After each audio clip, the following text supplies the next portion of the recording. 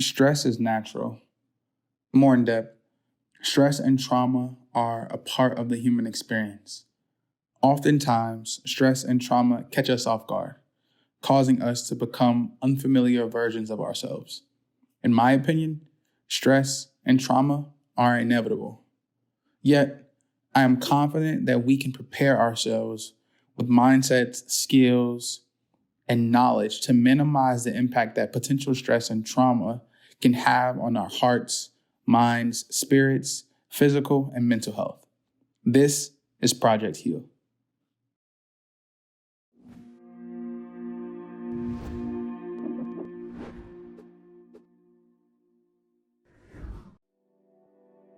Yo, we're back.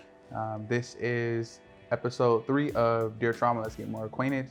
Thank you so much for joining us. Of course, thank you for having me. Absolutely. I just want to dive right in. Can you tell us a little bit about yourself and your profession?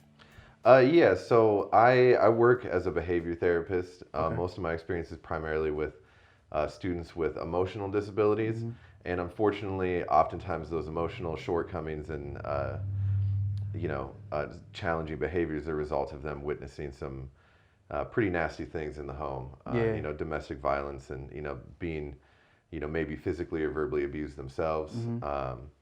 So it's always a battle to try and meet those students where they're at and try and help them work through that. Okay. And I've been in this field for 10 years now. Okay. Which sounds crazy. I can't believe it's been a whole decade already. That's a third of my lifetime. It's a third of my lifetime too. But do you have a name? I know your name. The viewers don't know your name. Yeah, my name is Mitch Brown. Yeah, where you from, Mitch? I'm originally from the Seattle area. Okay. But I've been working and teaching in Los Angeles for 6 years now. Okay, for sure. All right, so I've been to Seattle. I'm a Chicago baby. I've been to Seattle, and it's one of the most cathartic places I've ever experienced in my life. Yeah, all the trees and all the water. Everything. Yeah. It's so healing. It's even beautiful when it's gray, honestly. I moved down here because I was getting a little sick of the weather. All that rain for almost 30 years. Yeah, I can imagine. And now, wouldn't you know, I miss it. Yeah, no, it's a beautiful. It's cleansing. Yeah, it is. Yeah, because it kind of feels like everything's getting washed away every once in a while. It's nice.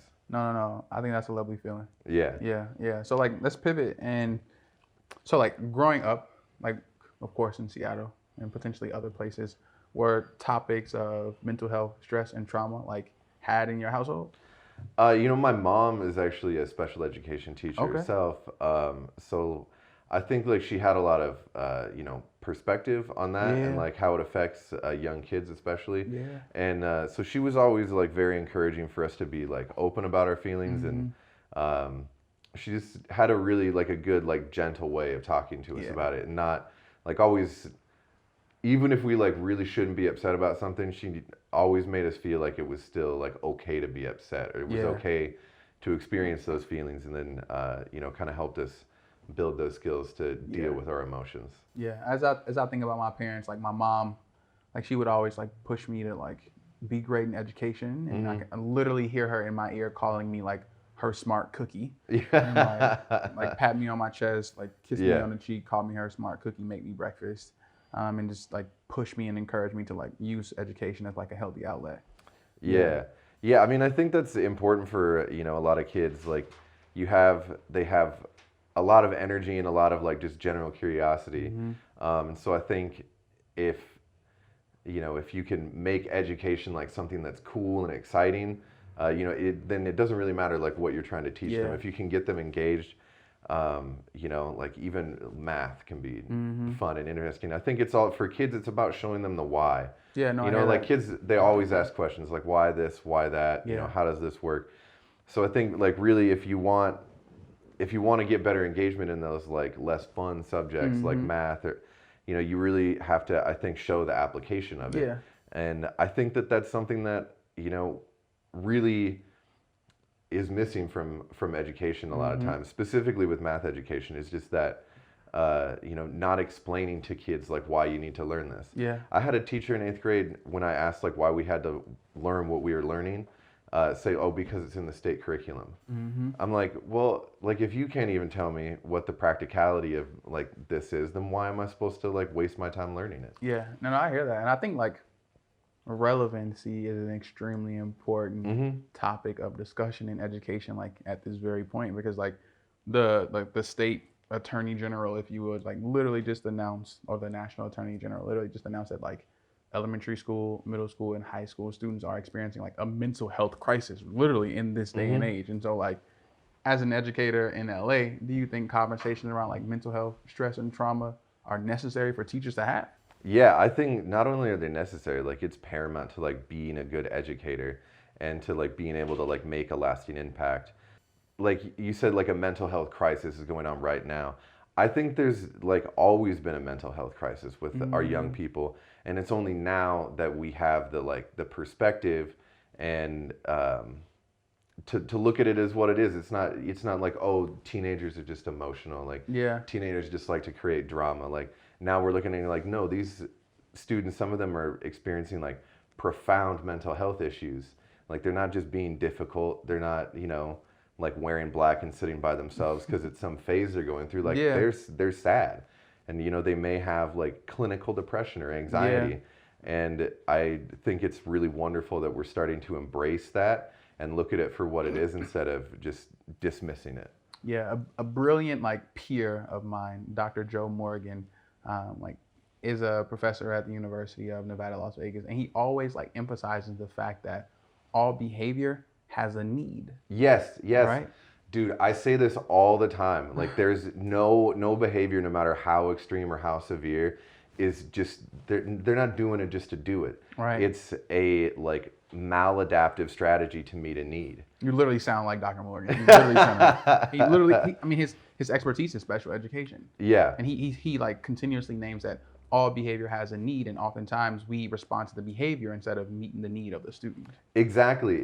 Like, so if you have a student that's, like striking, like hitting, punching other kids or kicking them, like when they're upset, when they don't get their way, they don't necessarily like want to hurt those kids. They're just trying to express that they're upset and that they feel like they were wronged, and where like nobody's ever showed them like that it's much more like restorative, and that they actually get what they want in a more meaningful way once they learn the correct behavior. Yeah, now, I agree with you 100%, because what's at the essence of what you're explaining is the mere fact that children or people model the behaviors that they have been taught. Yes. Yeah. You know what I mean? So for example, if I get angry, or if someone in my house got angry, and when they got angry, they expressed their anger by flipping over chairs and tables and punching a wall. If I am a first, second, or third grader, when I am in school and I get overwhelmingly angry,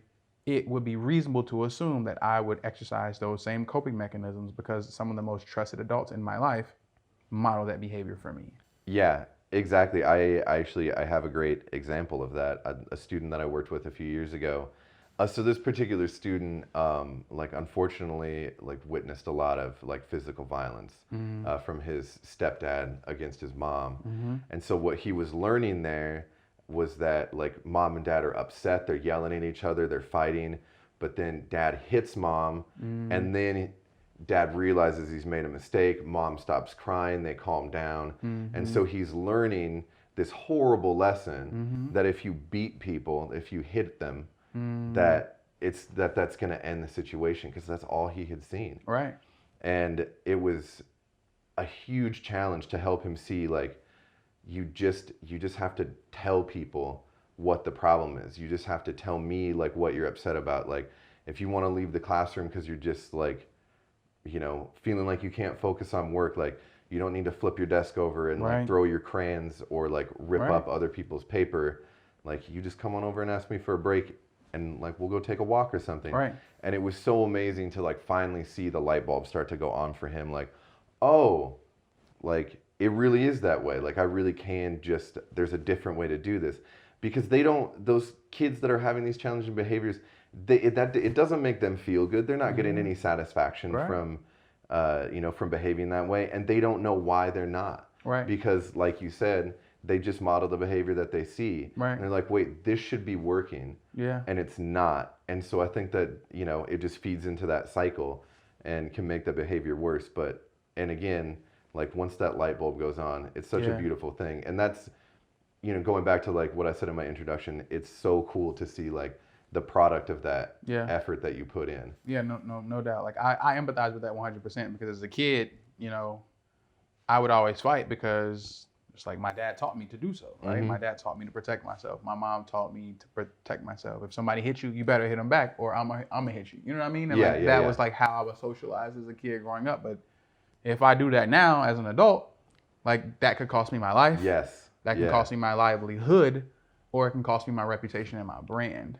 And so I say that to intentionally like indicate that like there was a lot of unlearning that I had to do to learn how to be mentally healthy and how to model mentally healthy coping mechanisms or emotional regulation tactics to my students, to adults, to my peers, and like to members of my team. I'm really glad that you brought that up about, like what would the consequences of these actions be now that I'm an adult?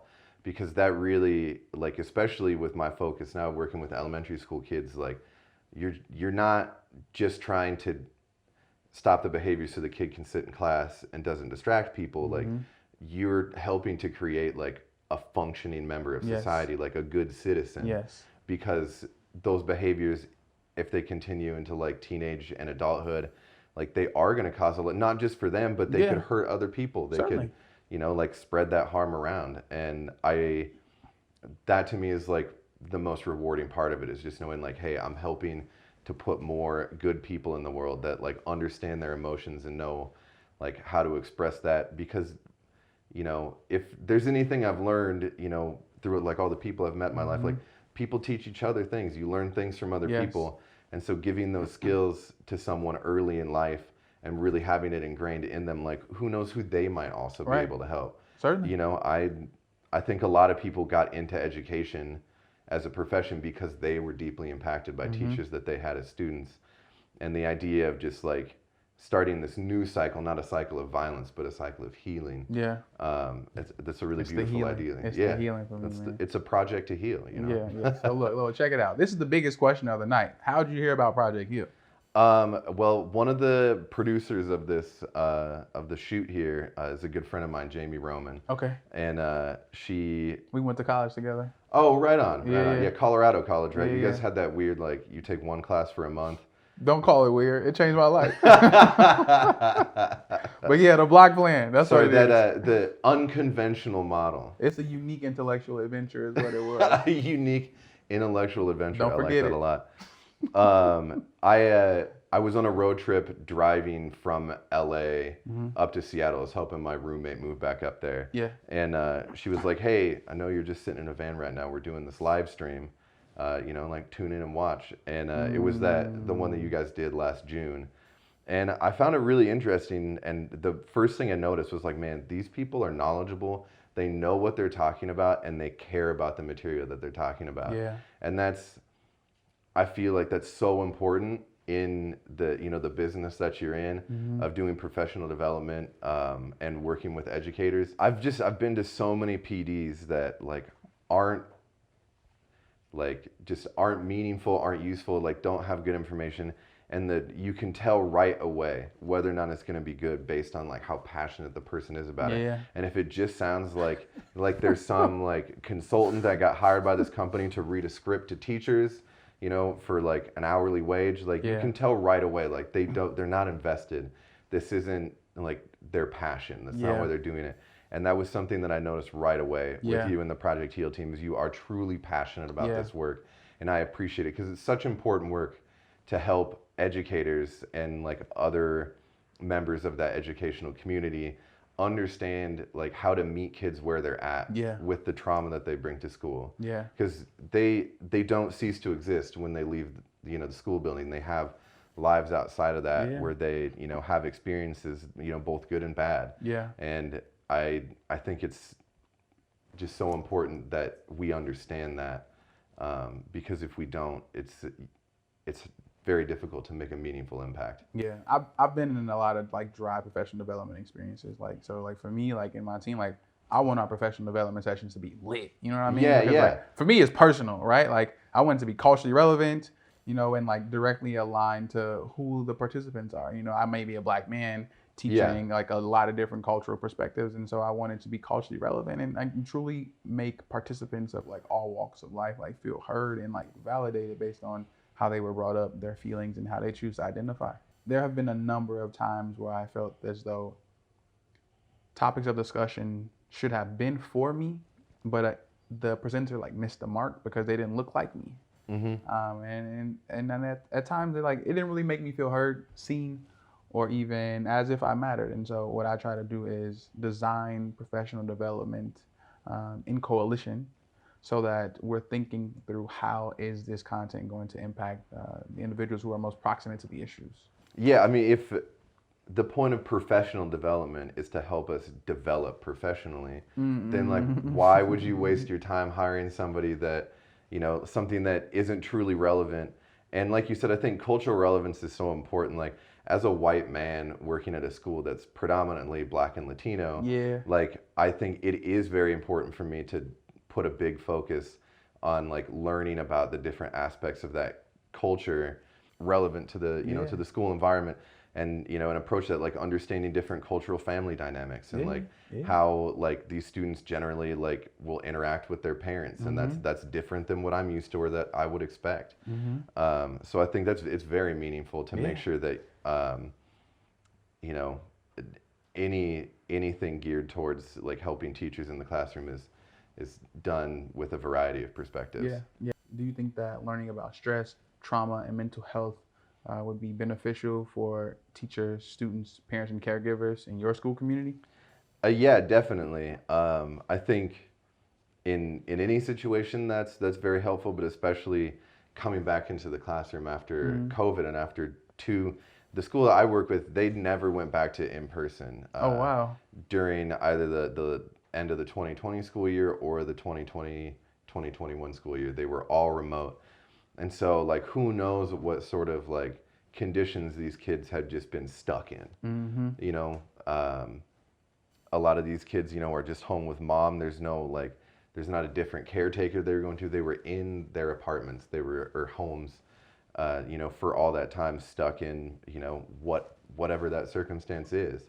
And so I think it's very important at this specific moment in time to really, you know, think about that and to educate on how to like respond to kids that are experiencing trauma and what to look for to, you know, because that's the thing. Like we can't address a need that we don't know is there or don't know how to identify. We don't know what we don't know. Exactly.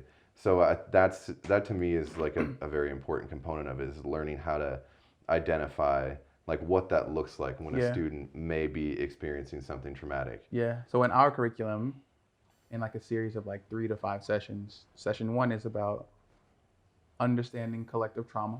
Session 2 would be about understanding how trauma impacts student brain development and learning. In session 3, we'd have a conversation about supporting students through emotional regulation and identifying their emotions. In session 4, it would be supporting students in identifying healthy coping mechanisms. And then last but not least, in a session 5, we would support students through identifying coping mechanisms that support them in the process of learning. With all of that being said, do you think that you could benefit from trauma-informed professional development with Project Heal? Definitely. And to add to that as well, I think that the progression of the sessions makes a lot of sense. You start with the broader strokes, and then like kind of gradually build in like more complexity and more specificity. I think a lot of times, you know, professional development trainers just try and like give as much information as possible. Yes. And like while I don't think that approach is entirely like wrong-headed, you know, you're trying to make sure that people get as much information as possible. Certainly. It, you know, it often works a lot better if you know, take that gradual approach like that. Because like with anything, you got to understand the basics first before you can really like internalize like the more minutia of it, if you will. No, absolutely. And one thing we refuse to do is one-off sessions, right? Because that actually does a disservice to the participant. I mean, because we can facilitate a 60 to 90 minute session, give you the resources, And then there wouldn't be any maintenance of the mindset or the skill set, would put people, teachers, parents, caregivers in a disadvantaged position because they could actually begin to do more harm than good. Yeah, and it also gives them an opportunity to come to you with, like empirical situations that they've Yes, experienced in trying to apply what they've learned and say like, hey, we talked about this last week. I was trying this. Like, this was the response I yes, saw. Like, what do you think I need to do differently? Or, just ask those certainly. kinds of questions. Because, I mean, as you know, like, nothing ever goes exactly like it's supposed to. We Like, know you that. can read the textbook, but that's not what it's going to look like in real Right. life. And so I think having that opportunity to come back and, go over again, things that they talked about and how empirically it's working in the classroom is really important. Because ultimately, our primary goal is to establish the trauma-informed infrastructure at the school and within the school's community. Trauma-informed education for staff and school leaders, mental health education for students, and then trauma-informed education for parents and caregivers. And then we take a step back, and then the trauma-informed culture at the school perpetuates as years to come, over years to come. I really like that you mentioned culture because I think that's important. It's not just about learning the information; it's about creating an environment in which those practices can flourish, and also doing that education with parents and with other members of the community. You kind of create these like multiple layers of of trauma informed approaches, Yes. so that because consistency with kids that struggle with behavior is so important. So if they're getting the same the same direction, the same care at school as they are at home. They're hearing the same phrases. They're being treated the same way. It really helps that change to happen a lot faster. Absolutely. You have any questions for me? Um, I just, what was it that made you want to start this company and do a better job of doing these sort of professional development sessions? Yeah. So I remember being a second grade boy in Akron, Ohio, and I was put into the corner a lot. But I wasn't suspended, nor did my teacher give me detentions, nor did she kick me out of the classroom. She literally just put me in the corner and allowed me time to myself to navigate whatever it was that I was going through. She never even asked what I was going through, but she gave me the opportunity to navigate my emotions and learn what emotional regulation looked like for me. And in my mind, like my parents were never married and I was experiencing like elements of domestic abuse at home. And so, I'm really sorry to hear that. thank you, brother. I really do appreciate it. I just had to learn how to understand that those instances that I experienced in my life didn't define the adults who were engaged in those experiences. And I extended grace as an adult to the childhood version of myself to give myself an opportunity to exercise forgiveness and then learn how to make sense of that as an adult. And so amongst like a myriad of traumatic experiences, the one that like inspired me to like launch Project Heal the most was like losing my brother, right? Because in the process of losing my brother, like Black Lives Matter situations continued to happen all across the nation. And then that made me feel helpless and still made me feel helpless. But I realized that I can navigate it. But once I seen my students, once I seen that element of like hopelessness like settle into the hearts and minds of my students, I couldn't stand for that. Like I literally seen one of my students like tell me, it's always gonna be this way, and there's nothing we can do about it. I literally seen one of my students tell me like, it's always gonna be this way, and there's nothing we can do about it, and like that pushed me to want to do something about it. A student of mine, Taja Marshall, from Butler College Prep, when I taught 11th and 12th grade African American literature, said, "Hey, Ree, if anybody's gonna do something about it, it's going to be you." Right? She literally flipped the script and did to me what I would always do to them, hold them accountable to creating the world that they wanted to live in. And so in 2017, I resigned from teaching and I wrote on a sticky note, Project Heal. And then 4 years later, the organization became this, and who could have anticipated a global pandemic, right? Taja could have, because apparently she's seen something in me that I didn't see in myself. And so I like to say that I created Project Heal 4 years ago for today. That's really beautiful. It came from like something that a student said to you that inspired you. Thank you so much for bringing all this passion to this. like I said, like it's evident from like the moment the episode starts. Like Yeah. you guys, you really do care about this work, and you want other people to be able to do it well. Yeah. So thank you for talking to me today. Absolutely. It's been really fun to have this conversation. Absolutely. I appreciate you. And so for everyone who's listening, feel good, live better. Project Heal.